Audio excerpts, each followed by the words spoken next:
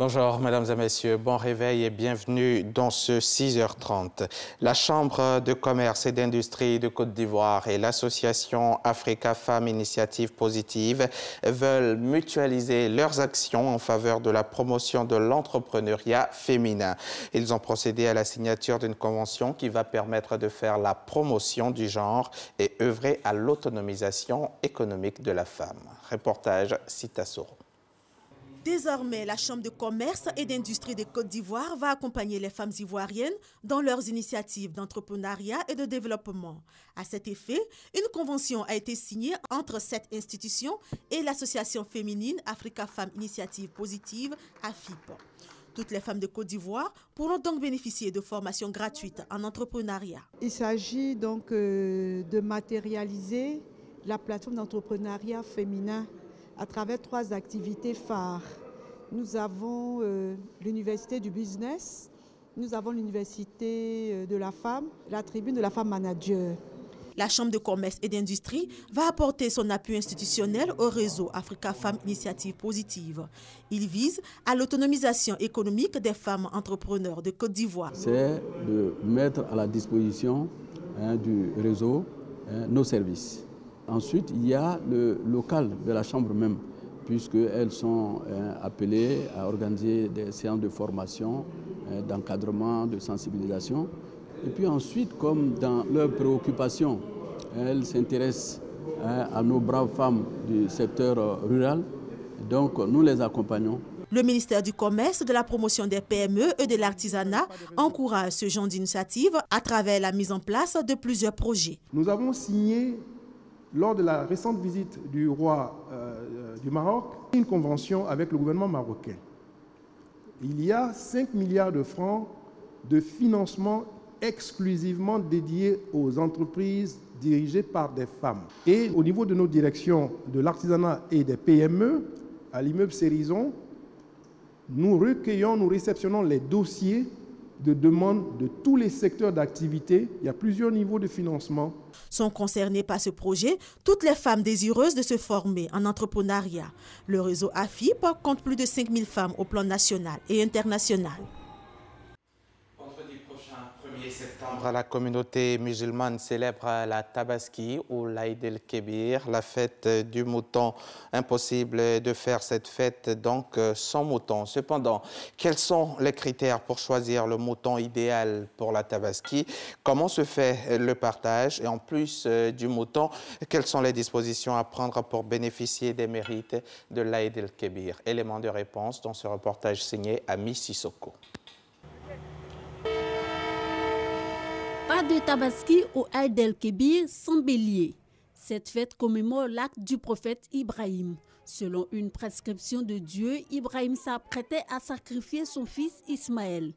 Devant cette soumission, Dieu lui envoie l'ange Djibril porteur d'un bélier qui remplace Ismaël comme offrande. Depuis lors, l'immolation d'un bélier est recommandée à la communauté musulmane par le prophète Muhammad. La bête à immoler répond à des critères. On a trouvé ce qu'on veut, un mouton complet, le plus gros des moutons, qui n'a pas de défaut. Vous donnez à Dieu. Le mouton ne doit pas être boiteux, le mouton ne doit pas avoir les cornes cassées, il ne doit pas avoir les oreilles coupées à plus de 2 tiers. Les bêtes qui sont recommandées pour la Tabaski, il y a d'abord un bélier. Quand tu n'as pas en mesure d'avoir un bélier, tu dois également avoir une brebis, un cabri. Quittant là-bas maintenant, en ordre de préférence, il vient maintenant le chameau et par la suite le bœuf. Selon les enseignements de l'islam, quand il s'agit d'un mouton, il faut seulement une seule personne. Par contre, on peut s'associer jusqu'à 7 personnes pour acheter un bœuf. L'animal doit être acquis licitement dans la mesure des moyens du croyant. Seul un musulman peut l'immoler. Le partage, comme a été enseigné, il faut partager ça en 3 parties. Une partie, il faut en consommer dans ta famille. Une partie, il faut partager ça aux voisins. Quelle que soit son appartenance religieuse, la 3e partie, il faut partager ça aux nécessités. La fête de la Tabaski aura lieu le 1er septembre. Mais avant, des dispositions sont à prendre. Le ramadan, c'est recommandé de manger avant d'aller à la prière. Mais quant à la Tabaski, on observe un jeûne qui commence à partir de 4 h du matin, sinon de 5 h du matin, jusqu'au retour de la prière. Ce jour particulier, le musulman doit faire la grande ablution. C'est un jour exceptionnel et tout le monde est obligé d'aller à la prière pour tous ceux qui n'ont pas de problème de santé, qui peuvent se déplacer. Même les femmes en état de menstrues, elles doivent être à la prière, mais pas pour prier, mais cette fois-ci pour écouter le sermon de l'imam. La prière de ce jour est particulière. Le musulman, lorsqu'il arrive sur le lieu de la prière, ce jour ne fait pas de nafle. Il s'assoit pour faire les éloges d'Allah subhanahu wa ta'ala jusqu'à l'arrivée de l'imam. Les prières de vendredi se font juste après le sermon. Mais la fête de la rupture et la tabaski, la prière se fait avant le sermon. Après, elle va procéder à l'immolation. La fête de la Tabaski correspond au Nouvel An musulman. Elle est célébrée le 10 du 12e mois du calendrier musulman, mois appelé Dou al-Hijja. C'est l'occasion de se faire des vœux, d'où le thème Sambé Sambé, meilleurs vœux en malinki. À la faveur du Hajj, des Ivoiriens résidant à la Mecque ont créé le marché d'Adjamé à la Mecque, un marché où l'on trouve des articles islamiques, mais il y a aussi des restauratrices spécialistes en mets ivoiriens. C'est aussi un marché où les achats sont possibles en francs CFA, toute chose qui réjouit les pèlerins ivoiriens qui ont du mal à maîtriser le rial, la monnaie de l'Arabie saoudite. Notre envoyé spécial en Arabie saoudite, Pargasso Rokone. Des turbans du Hajj, des boubous, des bonnets et des nattes de prière. Ce sont entre autres articles vendus par Segbé et Adama, tous deux commerçants résidant à la Mecque en Arabie Saoudite. Depuis 12 ans, ces deux amis, pendant la période du Hajj, s'installent dans ce marché situé à quelques pas de l'hôtel où logent les pèlerins ivoiriens. Un marché créé et fonctionnel uniquement durant la période du pèlerinage. On vient dans la période du Hajj. Sans Hajj, on ne peut pas s'asseoir ici. Dans ce marché de fortune que commerçants et pèlerins comparent à celui d'Adjamé en Côte d'Ivoire, des commerçants et vendeurs de plusieurs nationalités résidant en Arabie Saoudite. Certains abandonnent même leurs activités pour se consacrer au commerce de marchandises islamiques. Assata, servante chez un opérateur économique arabe depuis 3 ans, vend dans ce marché. Je rate mon travail et puis je viens vendre. Un peu, puis je gagne un peu. La proximité de ce marché des circonstances, une aubaine pour les pèlerins ivoiriens qui, selon eux, rencontrent d'énormes difficultés avec le rial, la monnaie de l'Arabie Saoudite. Quand on rentre dans les boutiques, on trouve que les choses sont encore plus chères. Et puis l'argent nous fatigue.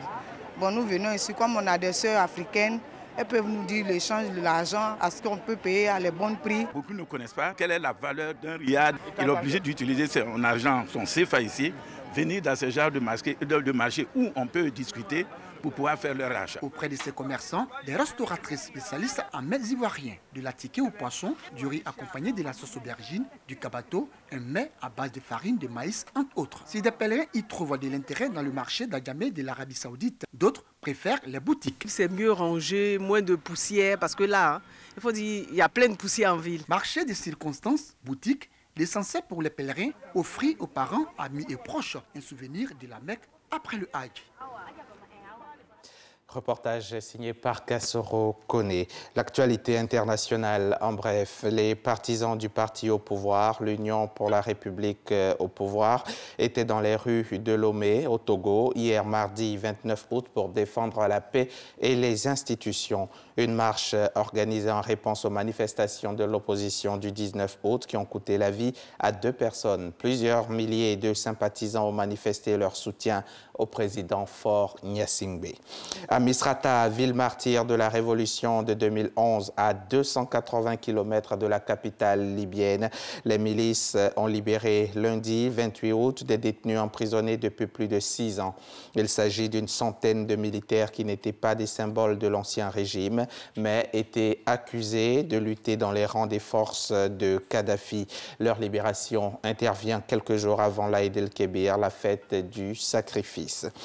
En Haïti, le ministre des Affaires sociales a été limogé hier mardi. Pour l'heure, aucune explication n'est fournie sur ce limogeage, mais cette décision n'est une surprise pour personne. Depuis plusieurs jours, le nom de Roosevelt Bellevue était cité dans une affaire de corruption, le scandale des kits scolaires. Cette révocation intervient alors que le gouvernement fait lui-même face à un large scandale de corruption, le premier depuis l'arrivée au pouvoir du président Jovenel Moïse en février. Le Conseil de sécurité des Nations Unies s'est réuni en urgence mardi, hier donc à New York, pour finalement condamner fermement le nouveau tir de missiles balistiques effectué par la Corée du Nord un peu plus tôt dans la journée et qui a survolé le territoire du Japon.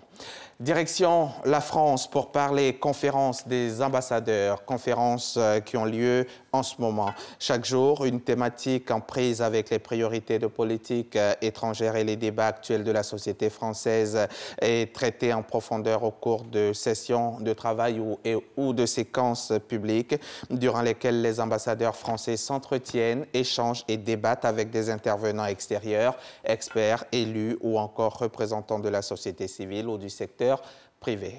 Reportage Sidonie Davila. Devant plus de 150 ambassadeurs français réunis à l'Élysée, le président Emmanuel Macron a défini sa politique étrangère axée sur la sécurité, l'indépendance et l'influence de la France.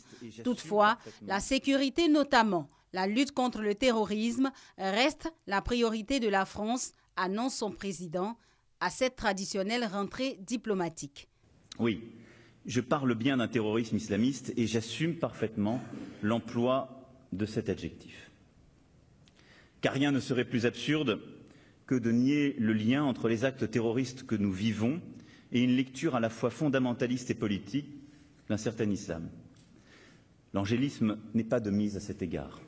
La France, qui est lourdement frappée depuis 2012 par les attentats terroristes, est engagée dans la lutte contre le terrorisme au Mali, en Libye et en Syrie, des zones en conflit.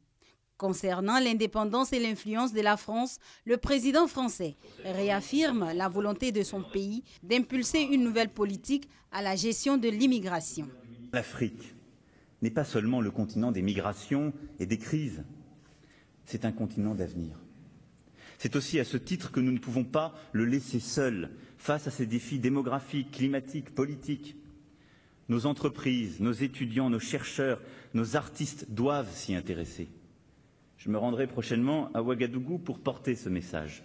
La politique migratoire, le climat, la réforme de l'Union européenne, la crise au Venezuela, la solution au conflit israélo-palestinien, Emmanuel Macron, le président français, a fait le tour de l'actualité dans le monde.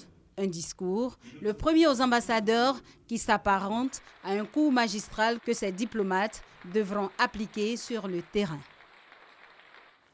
Ici en Côte d'Ivoire, les éléphants seront face aux panthères du Gabon les 2 et 5 septembre prochains dans le cadre de la 3e et 4e journée des éliminatoires du Mondial 2018. Marc Wilmots, le coach, et certains cadres ont tenu une conférence de presse hier matin afin de rassurer le public ivoirien. Nos confrères de RTI Sport. Pour la double confrontation entre la Côte d'Ivoire et le Gabon, le sélectionneur belge des éléphants, Marc Wilmots, était face à la presse ce mardi 29 août 2017.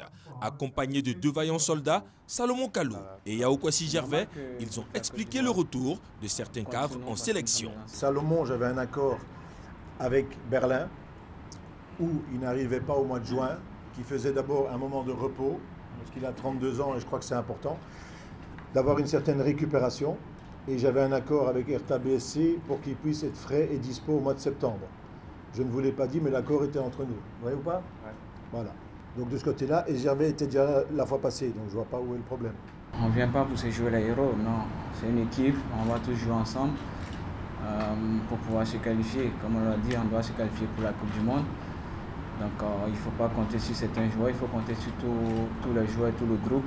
Au sujet du brassard de capitaine, le Belge et ses poulains ont rassuré le public sportif. C'était le joueur qui a le plus de sélection qui prenait le brassard, qui est dans le 11 de base. Je crois que j'ai été très clair. La règle reste la même. Elle ne changera plus. Elle est fixée. Donc tout dépend de l'équipe de départ et de celui qui a le plus de sélection. Moi je pense que c'est vous qui donnez trop d'importance à ce brassard. Donc, si Gervais débute avec moi, il prendra le brassard, il n'y a pas de problème. Conscient de l'enjeu, Wilmots et ses garçons sont déjà au laboratoire en vue de bien négocier ce virage. Fin de ce journal. Merci de l'avoir suivi. Restez en compagnie de RTI.